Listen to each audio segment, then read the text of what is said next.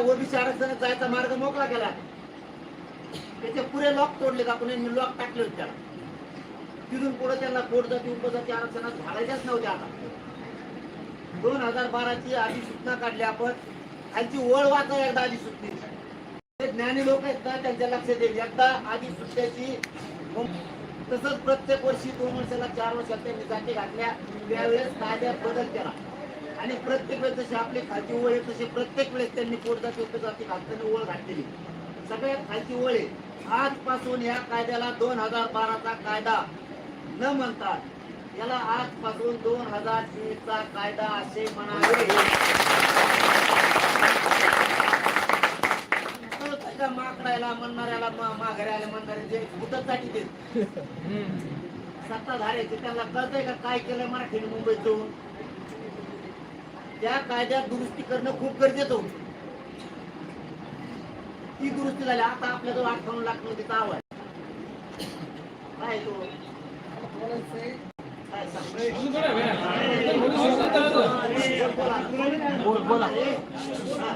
बोलू द्या. तारखेपासून पुण्यावरून आलेलो आहे. पहिल्या गावात गेलो, गावातून फिरलो, लाज वाटते मला मराठी मराठीचा जन्माला आल्या. आणि सगळ्यात सुरुवातीपासून शेवटपर्यंत बघितलं लय म्हणजे इथपर्यंत यायला लय कठीण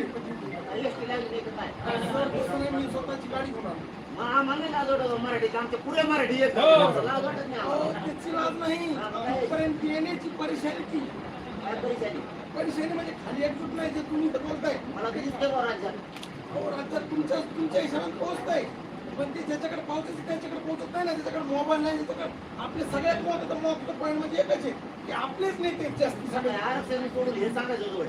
मला वाटलं आरक्षणाचा मुद्दा आहे. मी आलोय अरे बाबा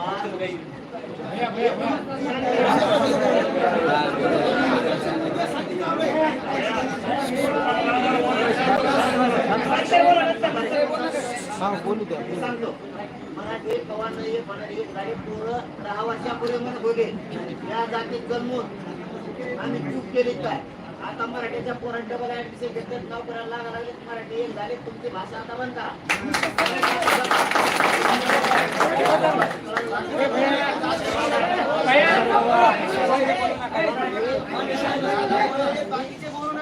अनुभव घेतला मराठ्याचा. मी डायरेक्ट म्हणून असतो माझ्याकडे दीड भांडे. मी डायरेक्ट म्हणतो चूक लागतो. मराठ्याला मी ज्या ज्या हात मारले त्या त्यावेळेस मराठी कुठीच आहे. कामात एक बिचारे मी सगळं समजून घेतलंय. मराठा समजून घेतलाय सगळा. आधी समाज समजून घेतला. समाजाने आधी मला समजून घेतलं. हे सत्य. ही भाषा 10-15 वर्षापूर्वी आली होती. ज्या ज्या हात मारेल त्या त्यावेळेस उभा राहायला जागा राहते. एखाद्या अर्ध्या ठिकाणी घडलं म्हणजे सगळ्यात मराठा समाजाला गेले. मराठा समाज माझा शेतकरी गरीब मराठीत कामात राहावं लागतं. त्यांना रोज पाहता येत नाही. पण वेळेवर बोला मराठा घरी राहत नाही.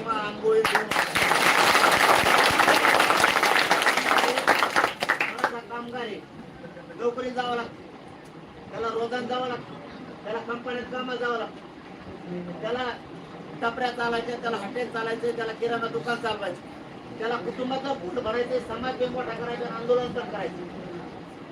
तो माथडी कामगार आहे. तो हमाल श्रीमंत तालुका जवळपास जिल्हा तो सांगलीचा आहे. सगळा ग्रीन बेल्ट आहे. काही गरज नाही त्यांना. 27 बायटा घेतल्या एका दिवसात या उडाल्या. फेस पावडा बायटा घेऊन घेऊन इतके मराठी आले. त्यांनी सांगितलं आम्ही गावागावातून 4-4, 5-5 गाड्या लावल्या. पश्चिम महाराष्ट्रात सांगली मी सगळ्या जिल्ह्यात आलो. पण मी त्याला बदलून दिला. आणखी म्हणलं एक घरी एक गाडी का. आता त्यांचा प्लॅन पुन्हा बदला. पश्चिम महाराष्ट्रातून किमान 20 लाखापेक्षा जास्त गाड्या निघाल्या. सोडून मराठी तुटून पडले. ते फलटणला आलो. फलटणला पण तीच परिस्थिती.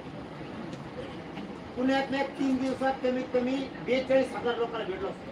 3 दिवसात इतके मराठी तुटून पडले. मराठी राजा टाकल्या. आणि त्याला अडचण आहे ना. त्यांनी गणपतीच्या दर्शनाला लालबागच्या राजाला जायचं म्हणून राजा टाका. मराठ्यांनी आता जरा डोकं वापरायचं इथून पुढं गाफील नाही वागायचं. पुढं उत्तर द्यायची जर वेळ आली आहे त्याला जागेवर उभा राहू द्या, सगळ्याला भेटणार आहे. कुणाला शासकीय अधिकारी आहे, कोणी मास्तर आहे, कोणी डॉक्टर आहे, वकील आहे, अडचण आहे त्यांना लाल बागच्या राजाच्या दर्शनाला चाललो म्हणून राहतात. काय अडचण आहे का? अरे डोकं वापरून समाजाला घेऊन द्यायचं. एक घर एक गाडी करा. 3 कामं सांगताना ही बैठक संपवा. 3 कामं सांगतो तुम्हाला तेवढे करायचे. इथं बसलेल्या प्रत्येक माणसाजवळ मोबाईल, रोज मोबाईलवर पोस्ट टाकायचे चलो मुंबई. लाजायचं नाही, कुणाला भेटचं समज नाही. आपला मोबाईल आहे, पोस्ट टाकायला काय हरकत आहे? अरे आपण पोस्ट कर टाके ना. 3 वाजता तर आपले पोर ऑनलाईन पाठव काय बघू तू काय नाही. पोस्ट टाकायला रोग आला का तुला? जातीचं कल्याण होईल ना. सगळ्यांनी आता लगेच मोबाईल ही बैठक संपली की पोस्ट टाका सुरू करायची चलो मुंबई. दुसरं काम, प्रत्येकाजवळ मोबाईल आहे, प्रत्येकाच्या मोबाईल मध्ये 1000 नंबर आहे. त्यातले 500 मराठीचे नंबर असतील. सगळ्याला फोन लावायचा मुंबईचा. एकाला सोडायचं नाही, म्हणायचं नाही ह्यो गरीबाचा नंबर आहे, ह्यो श्रीमंताचा आहे. येईल नाही तर नाही येईल, आपलं आपण काम करा. घरात बसून काम होत नाही. हे त्याला फिरायचं भी वाटतं, डोळ्यावर येईल बुवा, माझ्यावर नाराज होते बुवा. घरात बसून फोन तर लावू शकतो ना. मुंबईचा प्रत्येकाजवळ 5 माणसं आहे. तुम्हाला आवाज येतो सगळ्याला? प्रत्येकाजवळ 5 माणसं आहे. सासू सासरा मेवणा.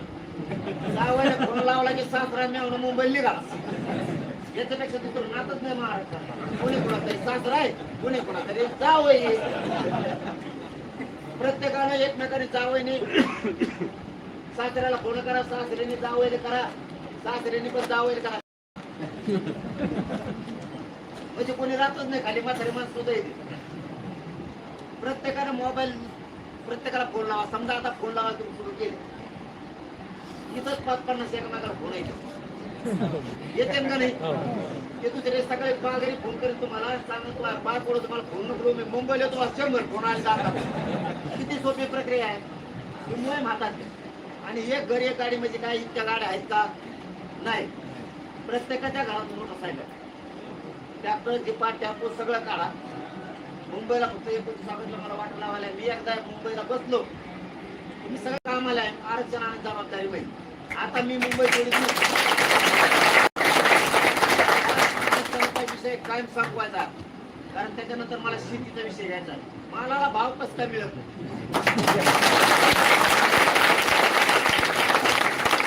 70 वर्षाची लढाई एका वर्षात संपली आरक्षणाची. एकाच वर्षात रोज कवर लढतो. 10-20 वर्ष लढायचं तोवर 2-4 पिढ्यात वाटलो.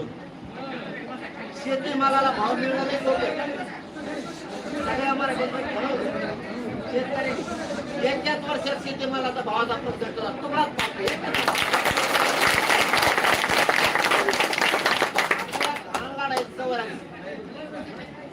कवर बी आंदोलन एकदा सुरू केलं की ते बंद नाही करायचं. ही शेवटची लढाई, आरपारची लढाई आहे. प्रत्येकाने मोटरसायकल सुरू करायची, मुंबईला निघायची. कोणाची वाट बघायची नाही, बैठका घ्यायला वाट बघायची. आपण आपल्या गावात बैठका सुरू करून टाकायचं. फक्त मोटरसायकल दमाने हाणा. आणि जर तुम्हाला दमाने हाणून मोटरसायकल घेऊन टाका. आपण काही करू, एवढ्या वेळेची लढाई जिंकायची, कुठच्याही परिस्थितीत जिंकायची. तुम्हाला शेवटचा शब्द सांगतो, माझी जात हारून देऊ नका. जात माझी हाता कामा नाही, लक्षात ठेवा. माझ्या जातीच्या लेकराचं वाटोळ करायला लागले ते लोक, यांचा हसू होऊ देऊ नका. आपल्यासाठी जात आणि जातीचे लेकर लय महत्वाचे.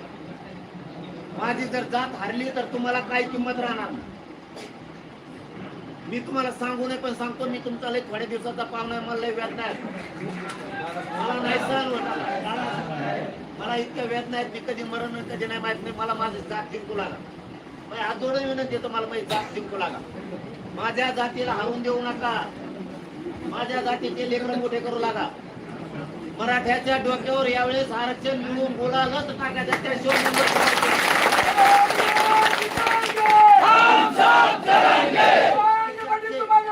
हम तुम्हारे साथ हैं.